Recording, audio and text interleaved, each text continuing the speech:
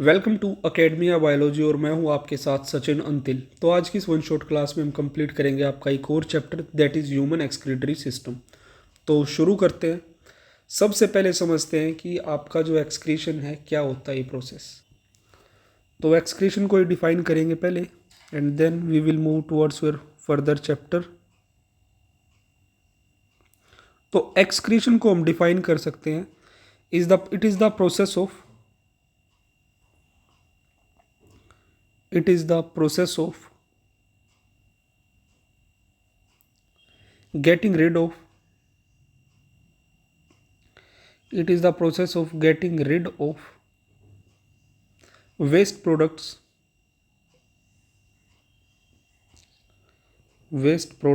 and nitrogenous waste and nitrogenous byproducts of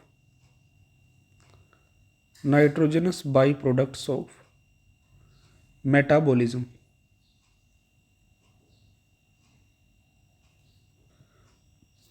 Then through excretion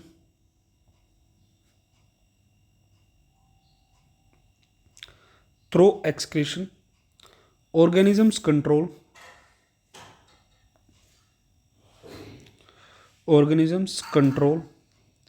osmotic pressure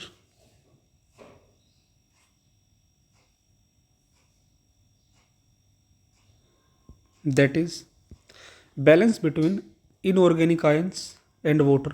Balance between inorganic ions and water.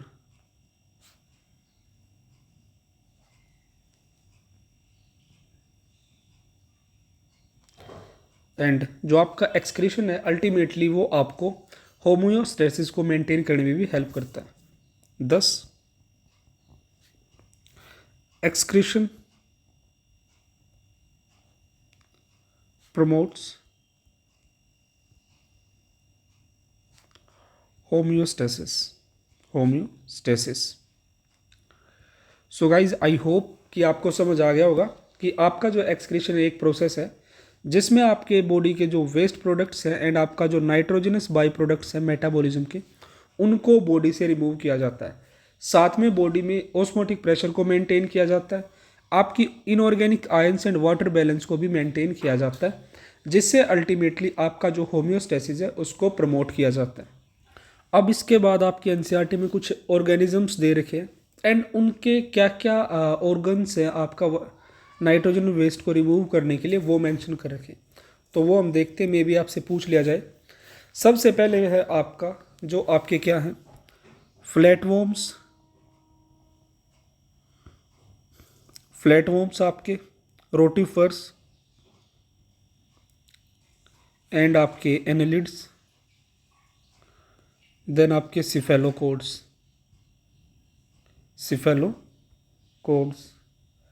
तो इनमें excretion के लिए जो organ मिलते हैं उनको हम बोलते हैं आपका फ्लेम सेल्स या फिर आपके प्रोटोनेफ्रिडिया।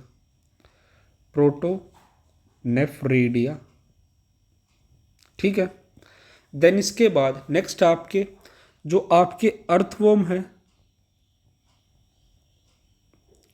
एंड आपके एनालिड्स की अगर हम बात करें तो इनमें एक्सक्रीशन के लिए प्रेजेंट होते हैं आपके नेफ्रीडिया। ठीक है, तो ये आपको याद रखना है। उसके बाद फिर आते हैं आपके इंसेक्ट्स की अगर हम बात करें तो इंसेक्ट्स में एक्सक्रीशन के लिए मिलते हैं आपके मालपीजियन ट्यूब्यूल्स।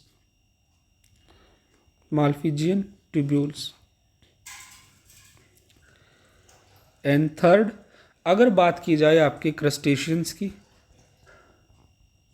क्रस्टेशियंस जैसे कि आपका prawn,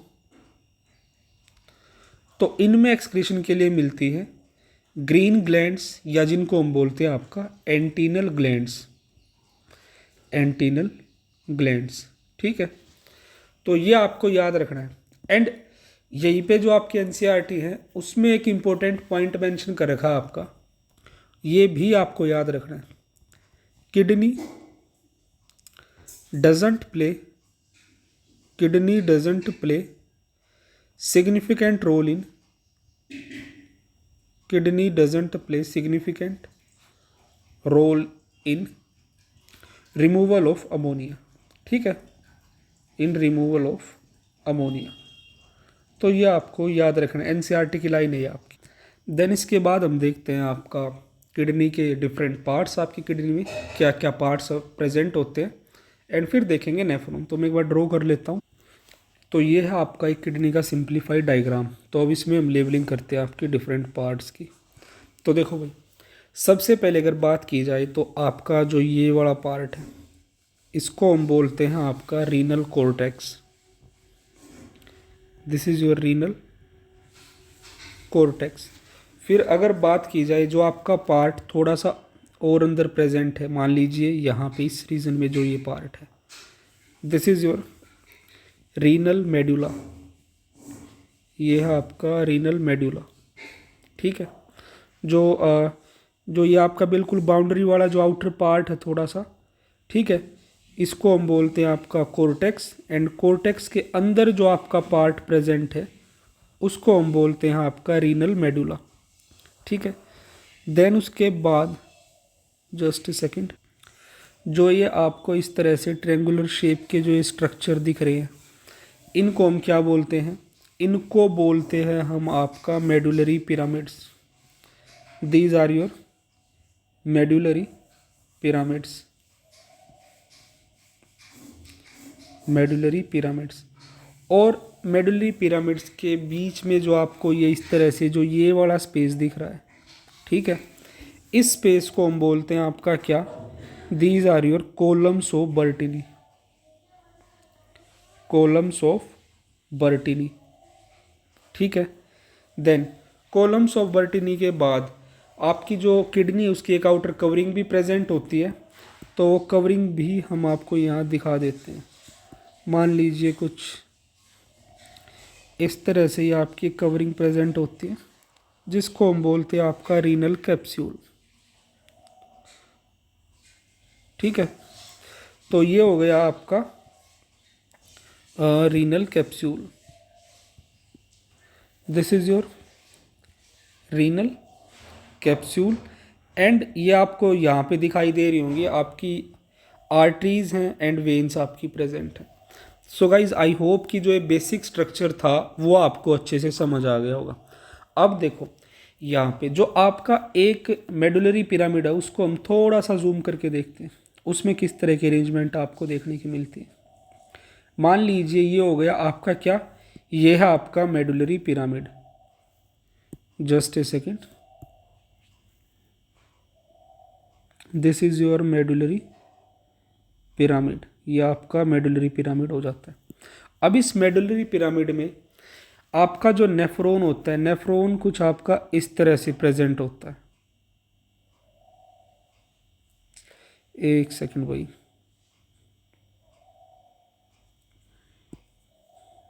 just a second.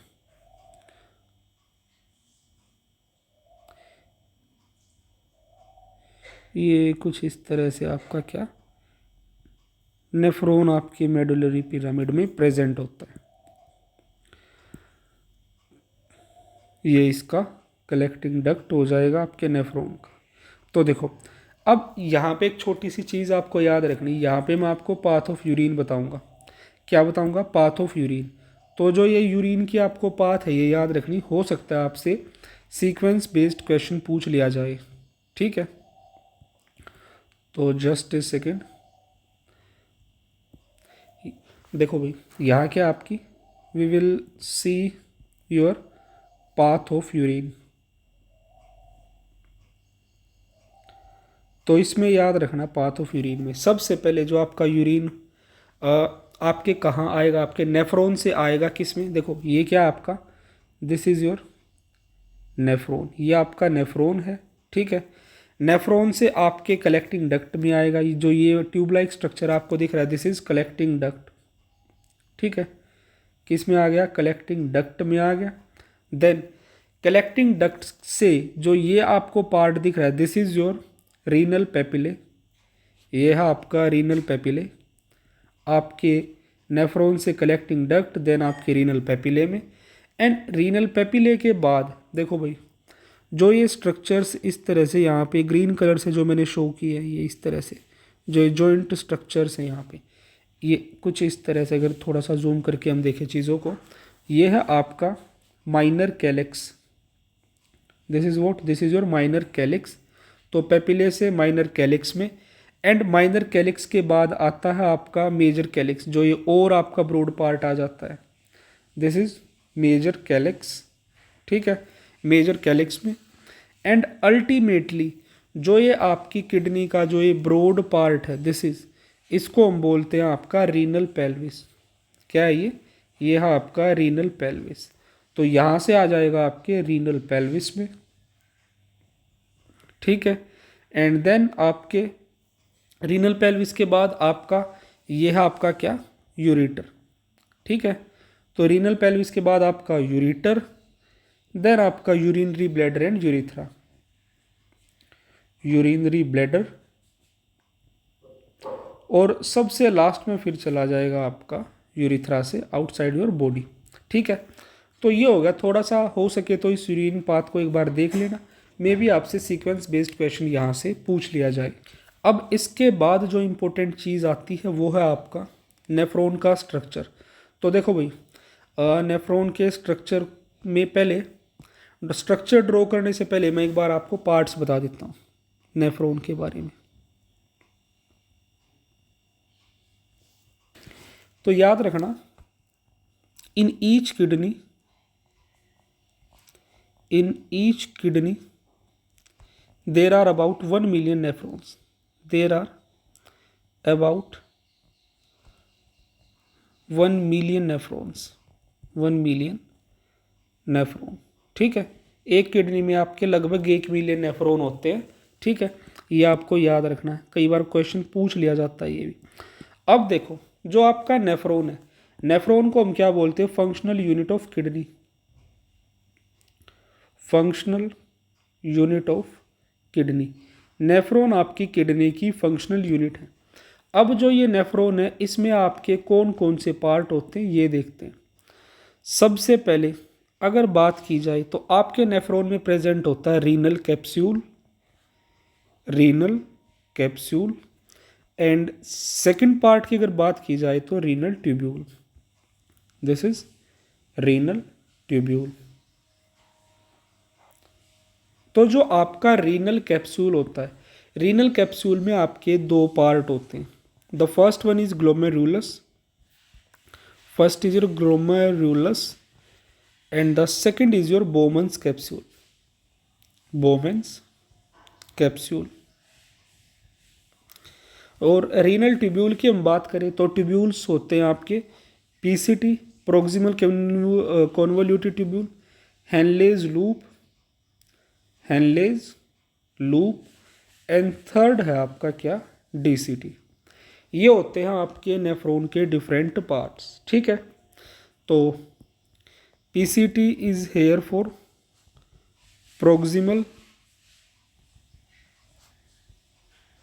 Convoluted tubule, ठीक है।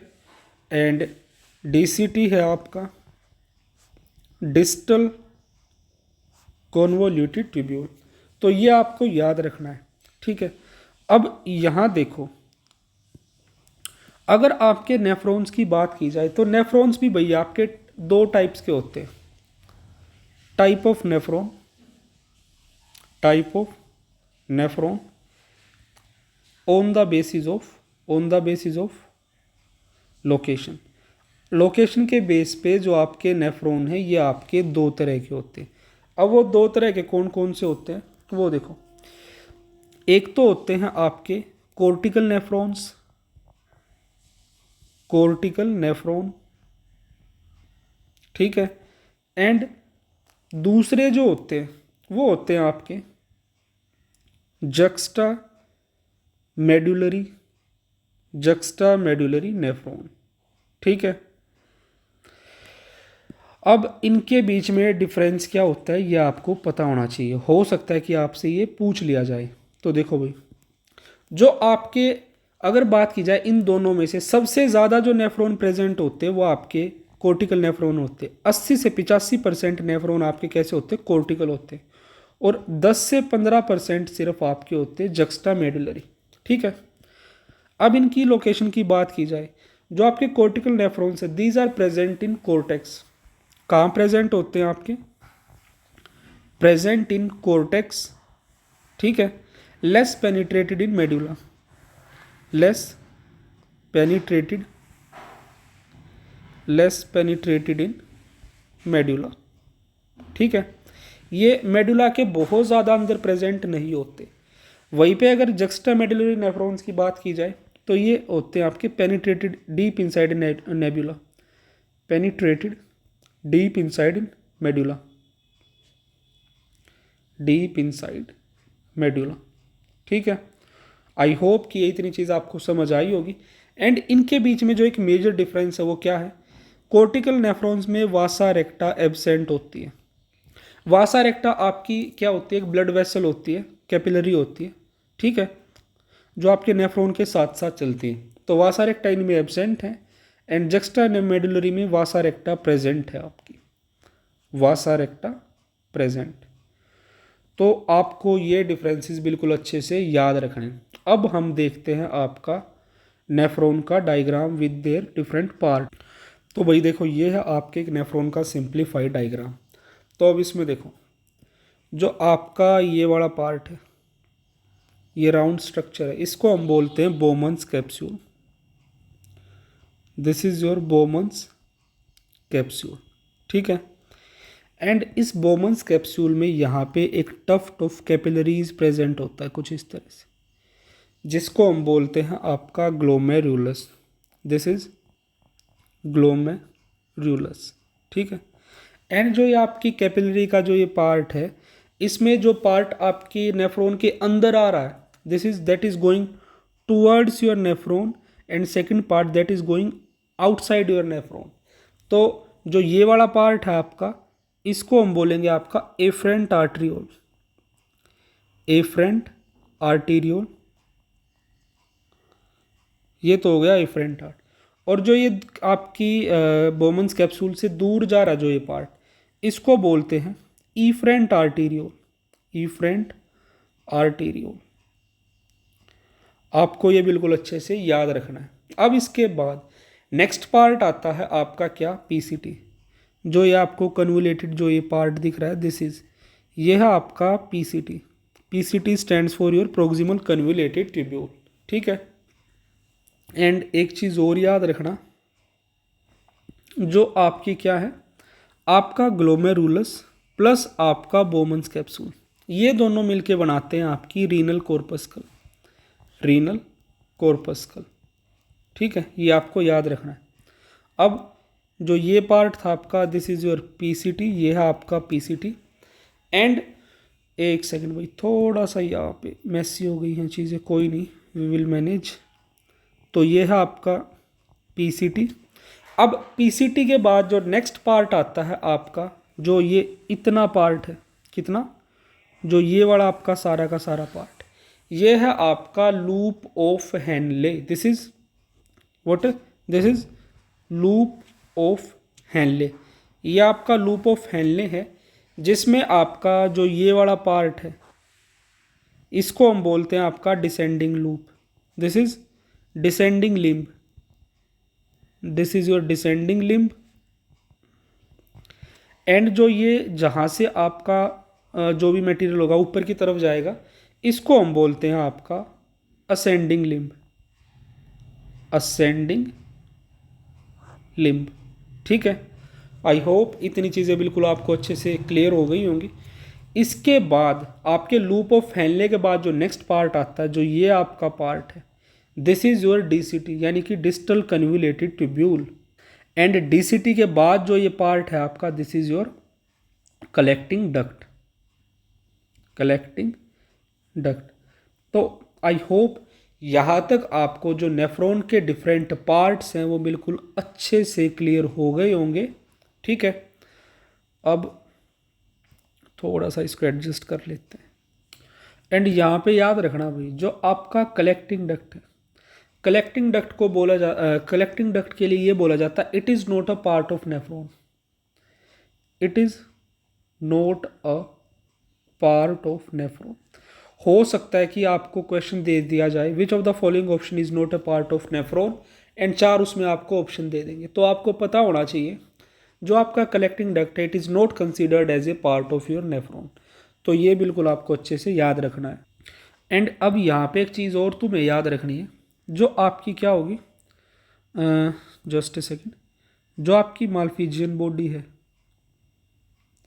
मालफिजियन बॉडी, ठीक है, और आपका पीसीटी एंड आपका डीसीटी, ये चीज़ें कहाँ प्रेजेंट होती हैं, these are present in cortex, ये आपकी कोर्टेक्स रीजन में प्रेजेंट होती हैं, ठीक है।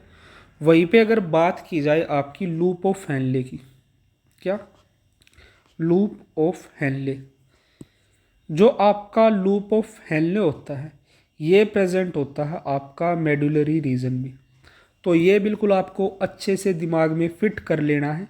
लूप ऑफ हेनले मेडुला में प्रेजेंट होता है, मालफिजियन बॉडी पीसीटी और डीसीटी ये आपके कोर्टेक्स में प्रेजेंट होते हैं। एंड आपके नेफ्रॉन के बारे में एक चीज़ और याद रखना, वही just a second,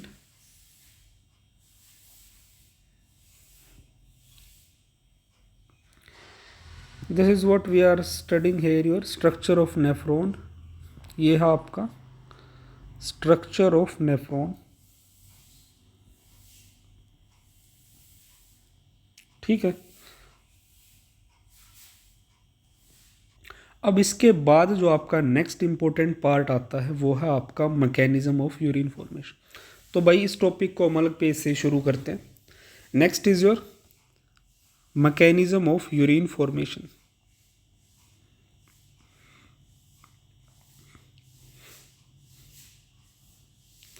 mechanism of urine formation,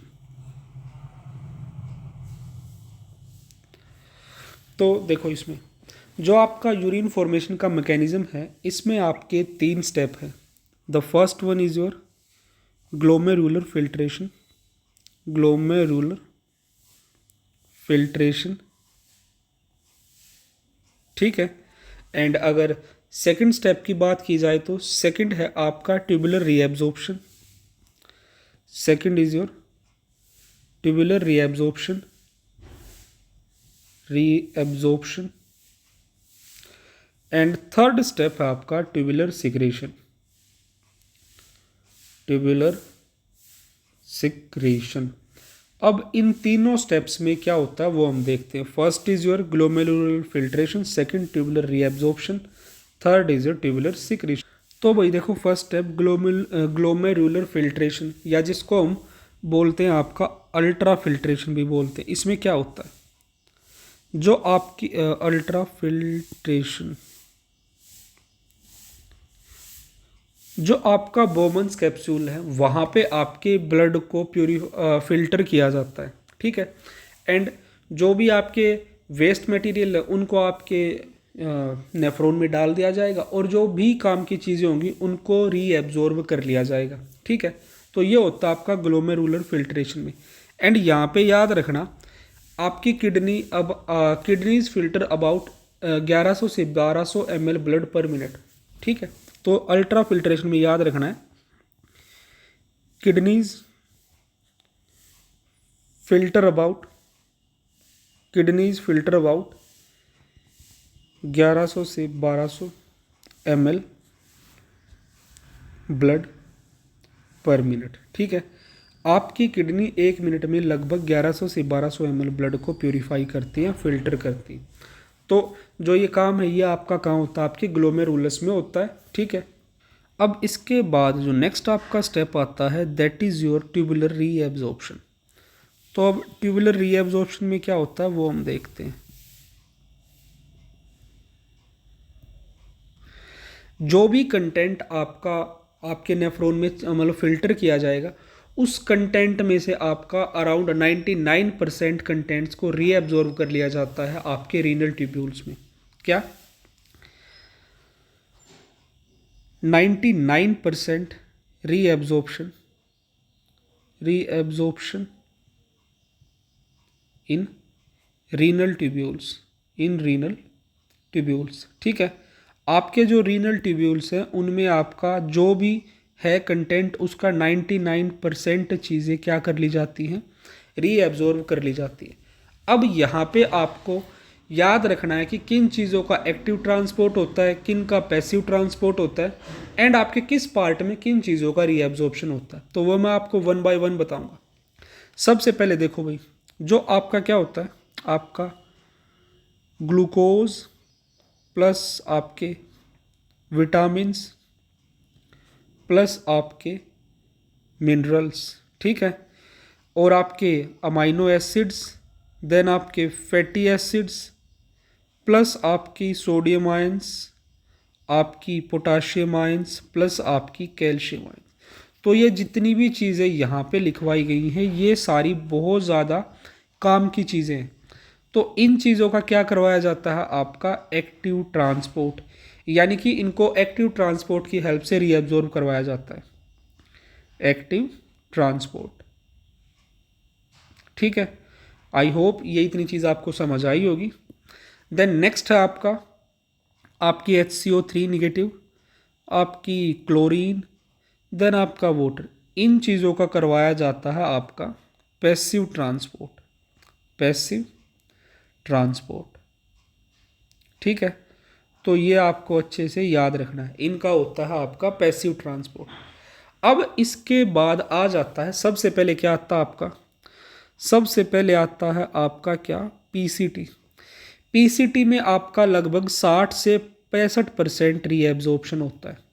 अब पीसीटी में किन चीज़ों का रीएब्जॉर्प्शन होता है यह आपको याद रखना काफ़ी ज़्यादा इंपॉर्टेंट है। तो देखो, आपका ग्लूकोज प्लस आपके विटामिन्स प्लस आपके मिनरल्स प्लस आपके फैटी एसिड्स प्लस आपके अमाइनो एसिड, इन चीज़ों का पीसीटी में 100% रीएब्जॉर्प्शन हो जाता है। फिर वहीं पे अगर बात करें आपकी HCO3 निगेटिव का, अराउंड 90% रीएब्जॉर्प्शन हो जाता है। फिर बात करें अगर आपके इलेक्ट्रोलाइट्स का, इलेक्ट्रोलाइट्स, तो इलेक्ट्रोलाइट्स का लगभग 65 से 70% रीएब्जॉर्प्शन हो जाता है आपके पीसीटी में। ठीक है, पीसीटी के बाद सेकंड पार्ट आता है आपका जो आपका डिसेंडिंग लूप है। क्या, डिसेंडिंग लूप। आपका जो डिसेंडिंग लूप है यहाँ पे एब्जॉर्प्शन होता है आपका वाटर का, और जो आपका असेंडिंग लूप है, क्या है, जो आपका असेंडिंग लूप ऑफ हेनले, यहाँ पे रीएब्जॉर्प्शन होता है आपका NaCl का। ठीक है भाई, ये चीज़ें इंपॉर्टेंट है कि किस पार्ट में किस चीज़ का रीएब्जॉर्प्शन होता है। देन इसके बाद थर्ड है आपका क्या, third is your DCT. DCT के बारे में याद रखना, यहाँ पे होता है आपका कंडीशनल रीएब्जॉर्प्शन, कंडीशनल रीएब्जॉर्प्शन। अब कंडीशनल रीएब्जॉर्प्शन किस तरह से होता है, किस पार्ट में होता है वो देखो। अगर डीसीटी की हम बात करें तो देखो, जस्ट ए सेकेंड, डीसीटी में आपका HCO3 नेगेटिव का बहुत कम रीएब्जॉर्प्शन होता है, very less we can write here. अगर बात की जाए जो आपका डीसीटी का प्रोक्सिमल पार्ट है, कौन सा, देखो ये आपका डीसीटी है, दिस इज योर डीसीटी, तो ये आपका डीसीटी का प्रोक्सिमल पार्ट, ये आपके डीसीटी का डिस्टल पार्ट। ठीक है, तो याद रखना ये है आपका प्रोक्सिमल पार्ट एंड ये है आपके डीसीटी का डिस्टल पार्ट। तो अब प्रोक्सिमल और डिस्टल पार्ट में किस तरह से कंडीशनल रीएब्जॉर्प्शन होता है वो आपको देखना है। तो आपको याद रखना है जो आपके डीसीटी का कौन सा पार्ट है, प्रोक्सिमल पार्ट है, और दूसरा कौन सा है आपका डिस्टल पार्ट है। दोनों ही आपके क्या है, डीसीटी के पार्ट हैं। तो एक प्रोक्सिमल है, दूसरा डिस्टल है। तो यहाँ पे याद रखना प्रोक्सिमल पार्ट में जो रीएब्जॉर्प्शन होता है वो होता है आपका NaCl का, और डिस्टल पार्ट से जो आपका रीएब्जॉर्प्शन होता है वो होता है आपका H2O का। एंड यहाँ पे जो काम की बात है जो आपको याद रखनी है, NaCl का रीएब्जॉर्प्शन होता है under the effect of aldosterone. कौन करवाता है, एल्डोस्टेरोन हार्मोन करवाता है आपका NaCl का रीएब्जॉर्प्शन। और जो आपका ADH है यानी कि एंटी डाईयूरेटिक हार्मोन, ये आपका रीएब्जॉर्प्शन करवाता है आपके वाटर का। ठीक है, तो ये काफ़ी इंपॉर्टेंट है। एंड अब देखो यहाँ पे होता है आपका active transport, active transport, and यहाँ होता है आपका passive transport, passive transport. So guys I hope यहाँ तक जितनी भी चीज़ें आपको बताई गई हैं वो आपको अच्छे से समझ आ गई होगी। देन फोर्थ पार्ट आ जाता है आपका कलेक्टिंग डक्ट। क्या आ जाता है भाई? Collecting duct. तो अगर कलेक्टिंग डक्ट की हम बात करें तो देखो, जो आपका कलेक्टिंग डक्ट है यहाँ पे आपका रीएब्जॉर्प्शन होता है आपके NaCl एंड आपके वाटर का एंड आपके यूरिया का भी, ठीक है। तो ये आपको यहाँ पे याद रखना है बिल्कुल अच्छी तरीके से कि ट्यूबुलर रीएब्जॉर्प्शन में आपका किन चीज़ों का रीएब्जॉर्प्शन कहाँ होता है। थोड़ा सा भाई इसको एडजस्ट कर देते हैं।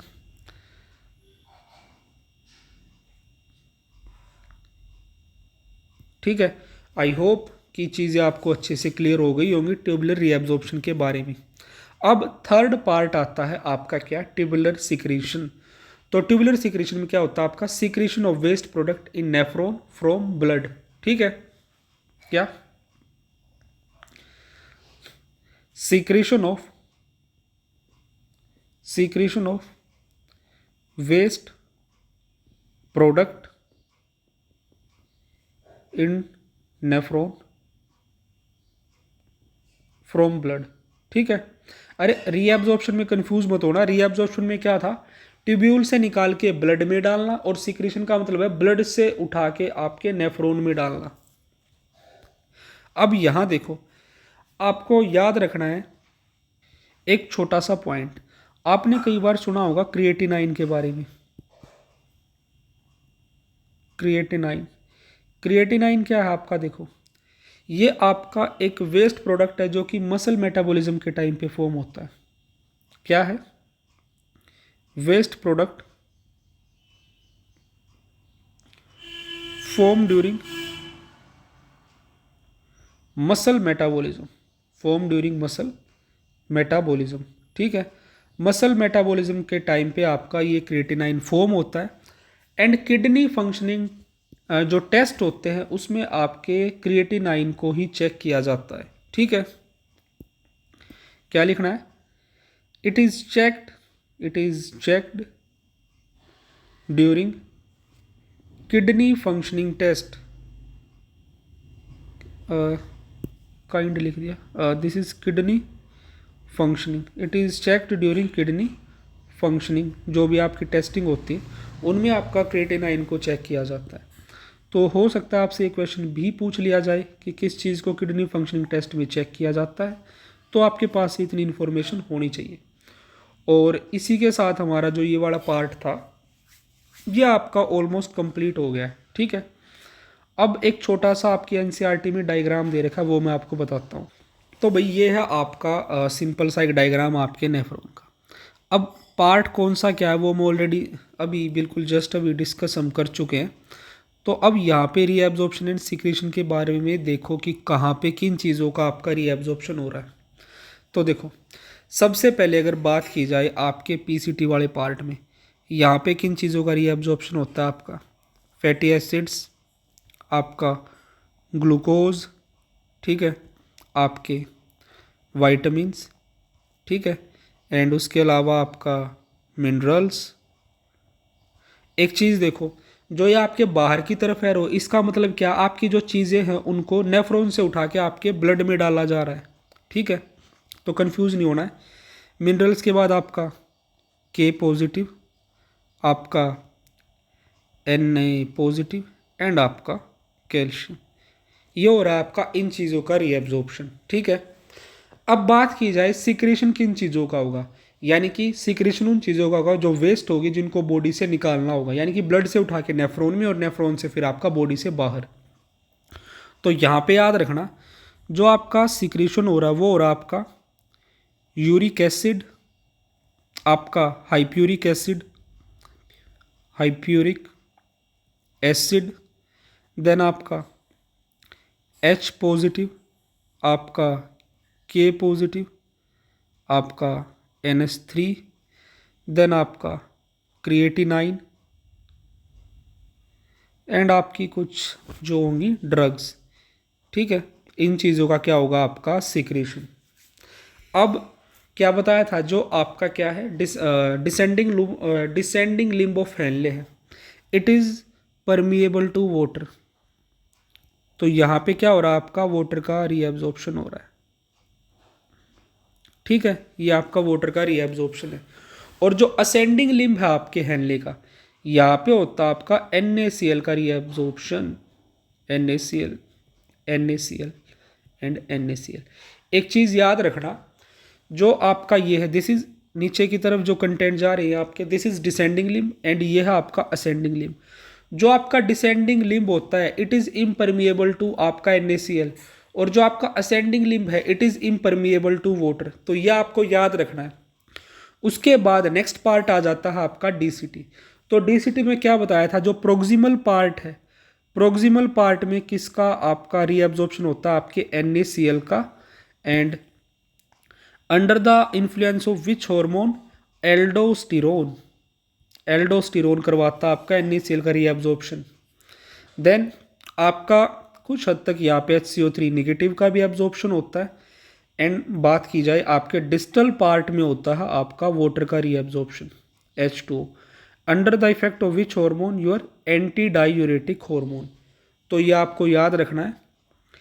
एंड जो आपका कलेक्टिंग डक्ट है, अगर कलेक्टिंग डक्ट की हम बात करें, तो कलेक्टिंग डक्ट में आपका रीअब्जॉर्प्शन होता है कुछ हद तक आपके NaCl का, आपके कुछ हद तक थोड़े से वाटर का।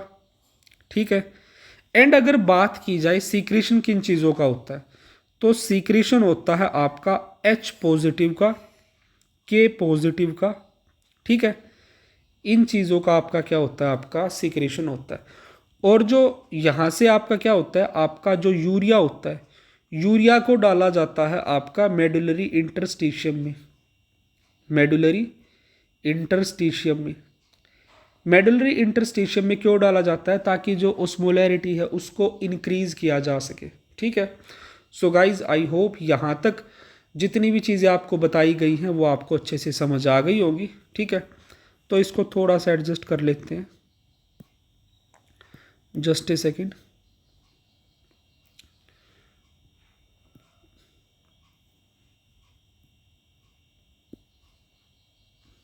एंड भाई इस कंटेंट को भी थोड़ा सा एडजस्ट कर लेते हैं, काफ़ी ज़्यादा छोटे हो गए हैं ये।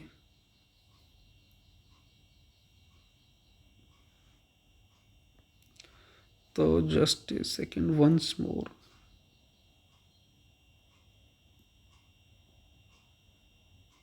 ठीक है, आई थिंक अब आपको अच्छे से विजिबल होंगे जब आप PDF को ओपन करोगे। एंड ये डायग्राम भी आपको समझ आ गया होगा।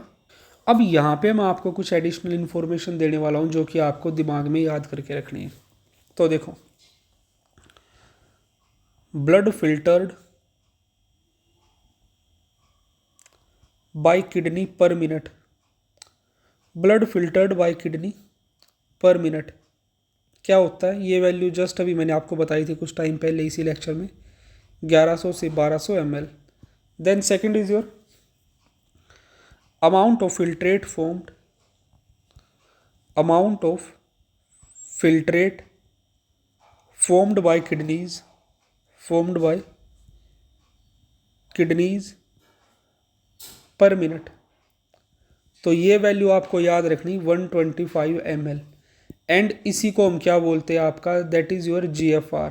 GFR बोले तो ग्लोमेरुलर फिल्ट्रेशन रेट होती है ये आपकी 125 ml। तो ये आपको याद रखनी है। ठीक है। एंड एक दिन देखो GFR क्या है आपकी, GFR है 125 ml पर मिनट, या फिर बोल सकते हैं और 180 लीटर पर डे। इतना फिल्ट्रेट आपका एक दिन में मतलब आपका क्या होता है, फिल्टर आउट होता है। तो ये आपको बिल्कुल अच्छे से याद रखनी है। अब इसके बाद जो लास्ट इंपॉर्टेंट टॉपिक आता है वो है आपका hormonal regulation of tubular reabsorption and secretion, जिसमें हम स्टडी करते हैं आपका रास मैकेनिज्म। तो इस वाली इन्फॉर्मेशन को वही ऐसा करते हैं, पीछे ऊपर एडजस्ट कर देते हैं, यहाँ से कट का ऑप्शन है कहीं पे, अब पेस्ट का ऑप्शन कहाँ से आएगा। तो ये पेस्ट यहाँ हो गया है। जस्ट ए सेकंड, एक बार वही चीज़ों को एडजस्ट करना पड़ेगा सारी चीज़ों को, और फिर मूव करेंगे नेक्स्ट पार्ट पे।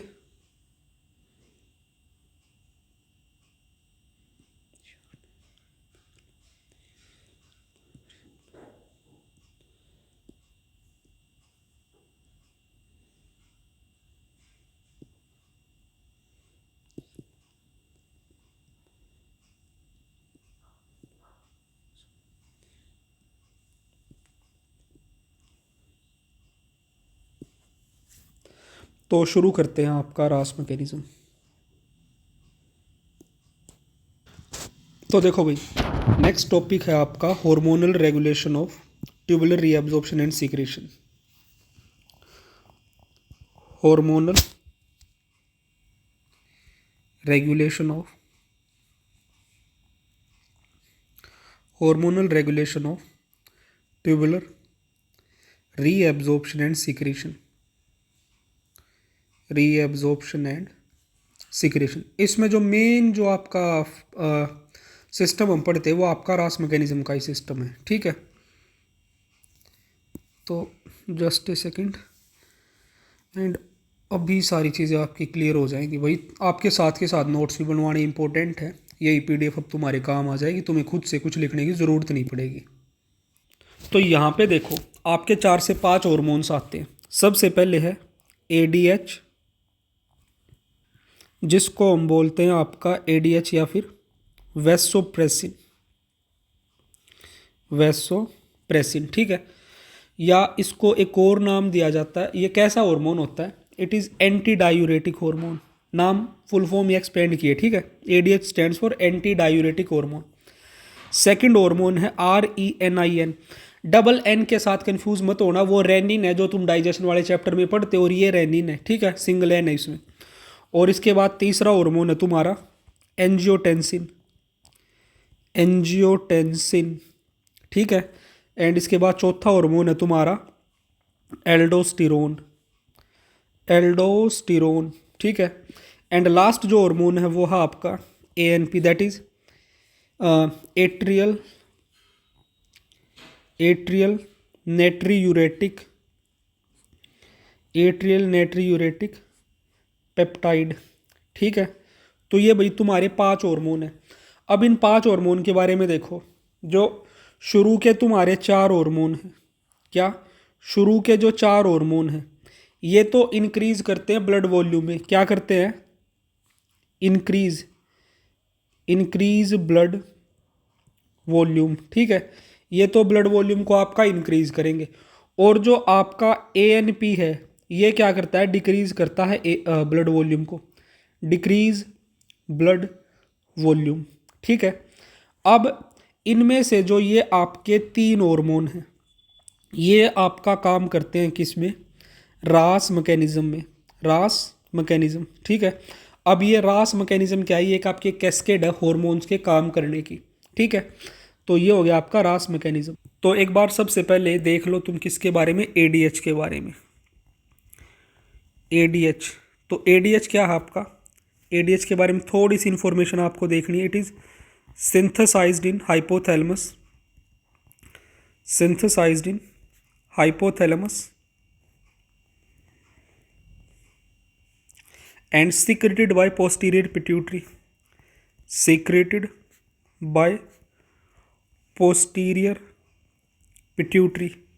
ठीक है। पोस्टीरियर पिट्यूटरी इसको सीक्रेट करती है, और हाइपोथैलेमस आपकी क्या करती है? आपका सिंथेसाइज करती है। पोस्टीरियर पिट्यूटरी आपकी यानी कि जिसको हम बोलते हैं न्यूरोहाइपोफाइसिस, ये पर्टिकुलर हार्मोन क्या करवाता है? ये करवाता है आपका रीएब्जॉर्प्शन ऑफ वाटर का रीएब्जॉर्प्शन करवाता है, ठीक है। यानी कि किसी तरह से आपकी बॉडी में क्या हो जाए? वाटर की कमी हो जाए, तो ये पर्टिकुलर हार्मोन क्या करेगा?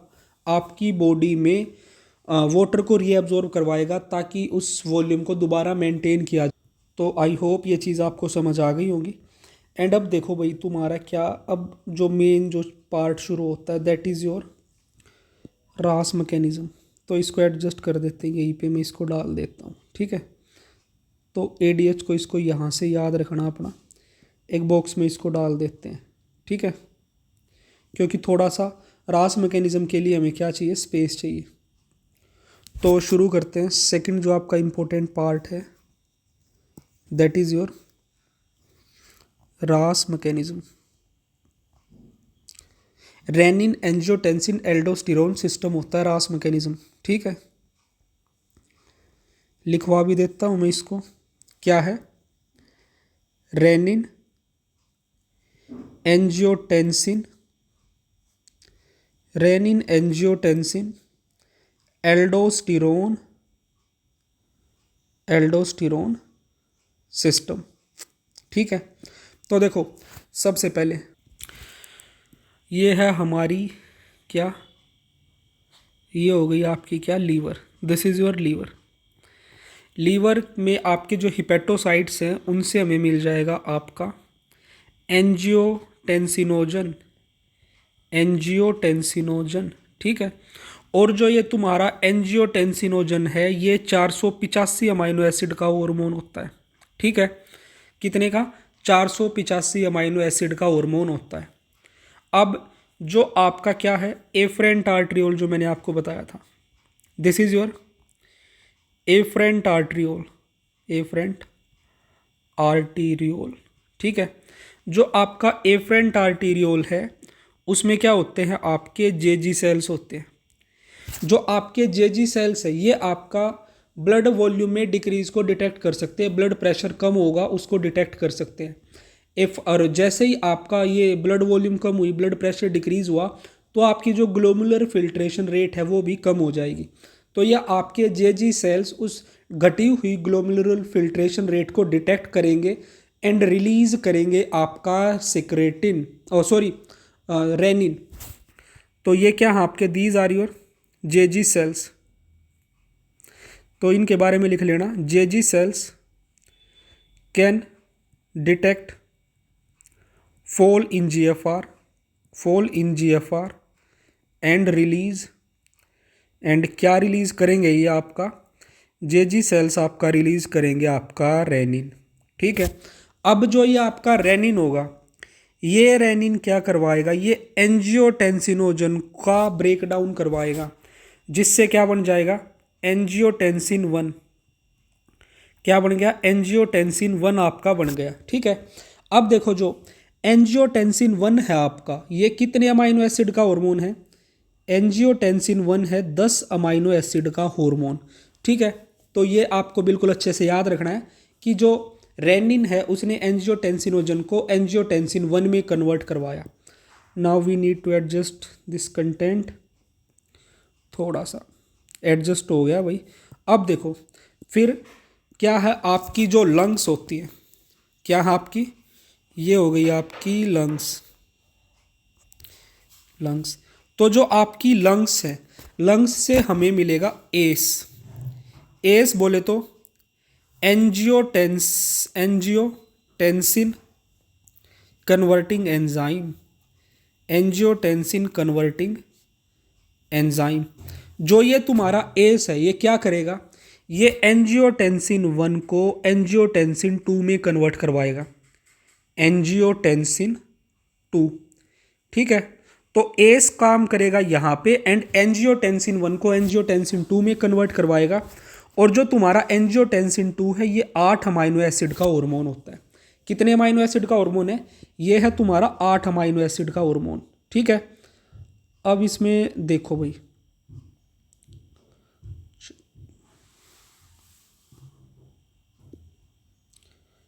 अरे यार,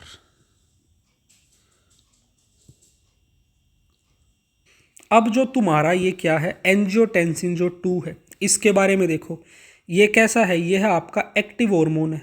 ये अब क्या हो गया, it is your active hormone, ये काम कर सकता है। दूसरा ये कैसा है, it is a powerful vasoconstrictor, powerful vasoconstrictor. ठीक है, पावरफुल वैसोकंस्ट्रिक्टर है, ब्लड वेसल्स का कंस्ट्रिक्शन करवाएगा, ब्लड प्रेशर को इंक्रीज करवाएगा। ठीक है, वैसोकंस्ट्रिक्टर है तो क्या करवाएगा, ब्लड प्रेशर को इंक्रीज करवाएगा।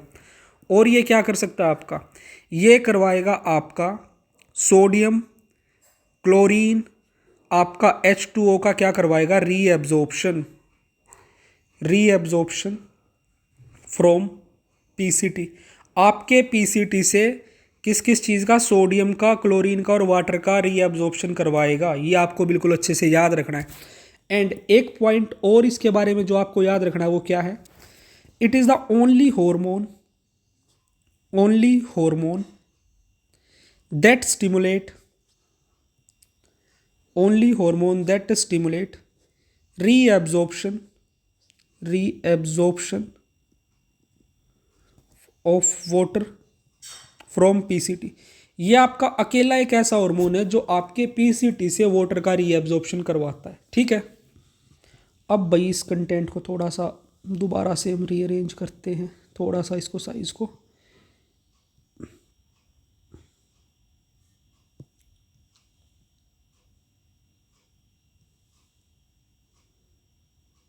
ठीक है, तो अब देखो, जो तुम्हारा ये एंजियोटेंसिन 2 है, इसकी काम आपको पता चल गए होंगे।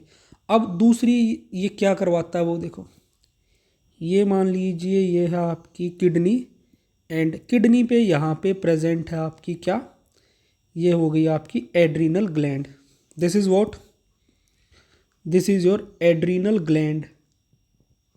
ठीक है, तो अब ये जो तुम्हारा एंजियोटेंसिन 2 है, ये आपकी एड्रीनल ग्लैंड पे काम करेगा, एंड एड्रीनल ग्लैंड से रिलीज होगा एल्डोस्टेरोन। क्या रिलीज होगा, एड्रीनल ग्लैंड से हमें मिलेगा आपका एल्डोस्टेरोन। ठीक है, और जो ये तुम्हारा एल्डोस्टेरोन है, ये क्या करवाएगा, स्टिमुलेट करेगा reabsorption of sodium and chlorine. ठीक है, क्या करेगा, एल्डोस्टेरोन क्या करवाएगा आपका, रीएब्जॉर्प्शन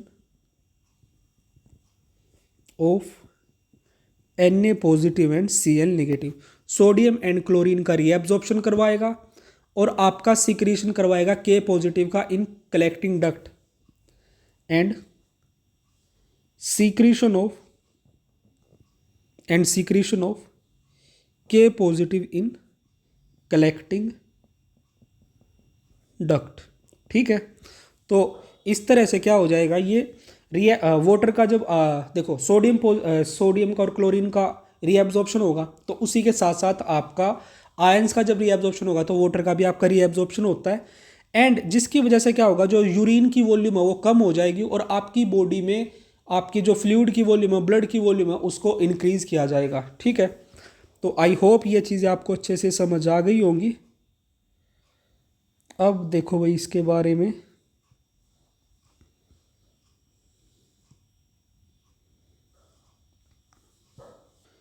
और इसकी वजह से क्या होगा आपका, यहाँ पे जो ये आपका रीएब्जॉर्प्शन हो रहा है, इसकी वजह से क्या होगा आपका, डिक्रीज इन यूरिन आउटपुट। आपका जो यूरिन आउटपुट है वो कम हो जाएगा, और आपकी बॉडी में आपकी ब्लड वॉल्यूम को इंक्रीज कर दिया जाएगा। तो भाई ये है तुम्हारा रास मैकेनिज्म, जिसके बारे में तुम्हें पता होना चाहिए, क्या चीज़ किस चीज़ को एक्टिवेट कर रही है, एंड क्या चीज़ कौन सा हार्मोन कहाँ पे आपका काम कर रहा है। फिर यहीं पे आता है, देखो रास मैकेनिज्म के हेल्प से हमने क्या कर दिया, आपकी ब्लड वॉल्यूम को इंक्रीज कर दिया, बट यहाँ पे एक मैकेनिज्म होना चाहिए जो कि इस चीज़ को कंट्रोल कर सके। ठीक है, तो यहाँ पे जो आपका थर्ड हार्मोन, थर्ड जो मैकेनिज्म, दैट इज ANP है, जो आपका एट्रियल नाइट्रोयूरेटिक पेप्टाइड, ये क्या करता है, ये आपका डिक्रीज करता है आपकी डिक्रीज करता है आपके जो भी ये ब्लड वॉल्यूम का इंक्रीज हो रहा है उसको। एंड ये ANP डिक्रीज किस तरह से करता है, ये आपका स्टॉप करवाता है secretion of ANP and aldosterone, stops secretion of ANP and aldosterone. जो तुम्हारे ANP एंड एल्डोस्टेरोन है वो ब्लड वॉल्यूम को इंक्रीज करवा रहे हैं, तो ANP इनके सिक्रीशन को रोक देगा, जिससे फिर वो क्या करेगा, आपकी ब्लड वॉल्यूम को कम करेगा। ठीक है, blood volume stop secretion of ANP and aldosterone and decrease blood volume, और इस तरह से ये अपनी ब्लड वॉल्यूम को डिक्रीज करता है। इसके बाद जो तुम्हारा लास्ट टॉपिक बच जाता है वो है आपका मिक्सचुरेशन का। तो भाई मिक्सचुरेशन को भी मैं एक कंसाइज वे में आपको बताऊंगा, डिटेल में नहीं बताऊंगा। तो देखो, मिक्चुरेशन रिफ्लेक्स।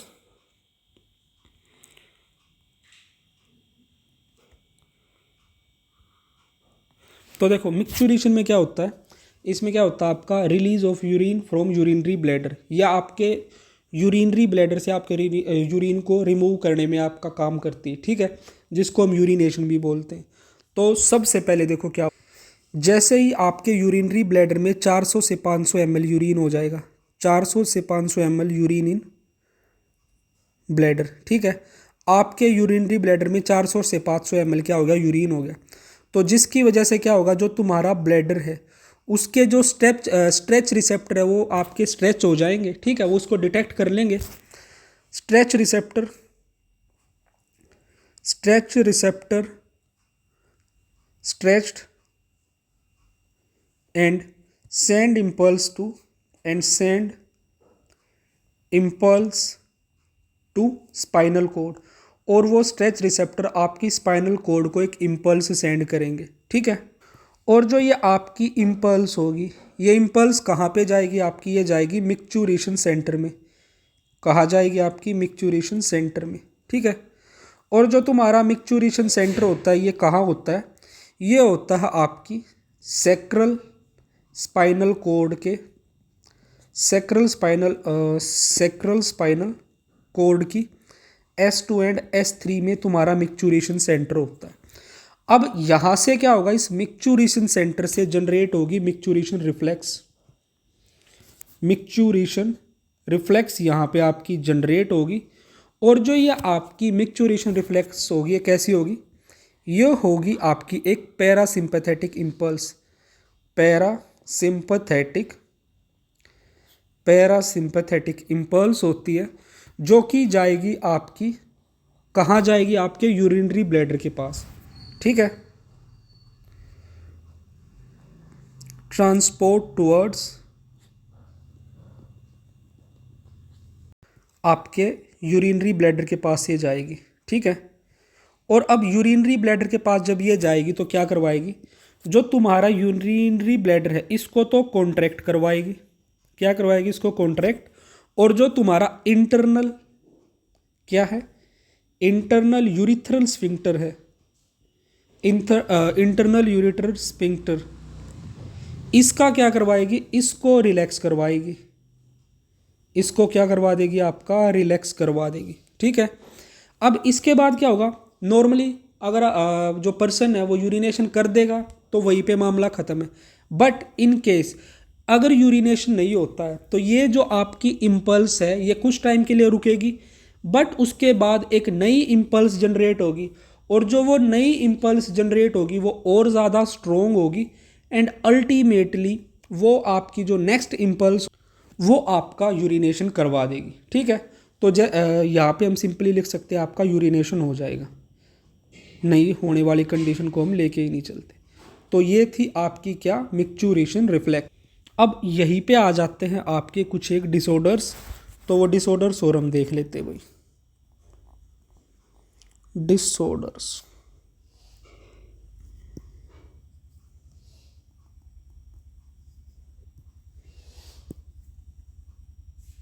स्पेस है हमारे पास इतना, कोई नहीं, थोड़ा सा इसको एडजस्ट कर लेंगे एंड सारी चीज़ें आपकी इसी पेज पे सम अप हो जाएंगी और आपका चैप्टर हो जाएगा कंप्लीट।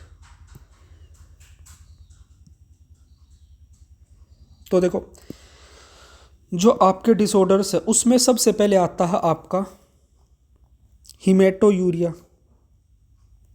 हीमेटोयूरिया, हीमेटोयूरिया क्या होता है आपका, ब्लड इन यूरिन। जब आपके यूरिन में ब्लड आने लग जाए तो उस कंडीशन को बोलते हैं आपका हीमेटोयूरिया।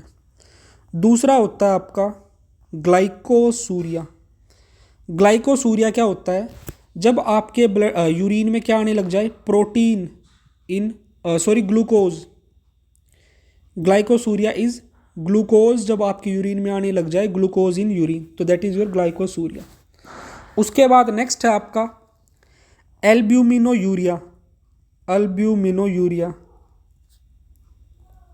तो अल्ब्यूमिनोयूरिया क्या होता है, प्रोटीन जब आपकी यूरिन में आने लग जाए, दैट इज योर अल्ब्यूमिनोयूरिया।